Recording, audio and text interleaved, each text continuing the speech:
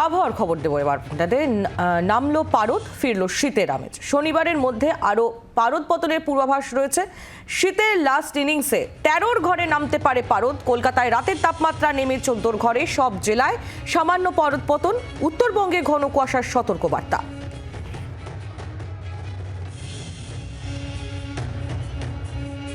পশ্চিমী ঝঞ্ঝার বাধা কেটেছে, একেবারে ঝলমলে মেঘ মুক্ত পরিষ্কার আকাশ, সূর্যের দেখা মিলেছে সকাল সকাল।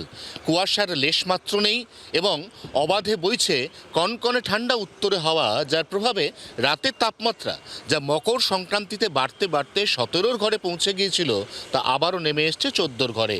এখন সবথেকে গুরুত্বপূর্ণ প্রশ্ন, তাপমাত্রার এই পতন আর কতদিন?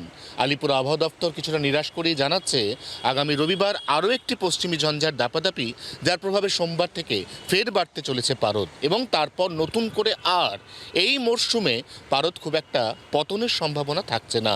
অতএব শীতের এই লাস্ট ইনিংসে এই তাপমাত্রা যে এই মুহূর্তে 14 ঘরে রয়েছে তা 13 ঘরে একদিনের জন্যও নামে কিনা সেদিকে নজর রাখছেন আবহবিদরা। জি 24 ঘন্টার জন্য ক্যামেরায় তরুণের সঙ্গে অয়ন, কলকাতা। বাংলার আওয়াজ, বাঙালির আবেগ, জি 24 ঘন্টা।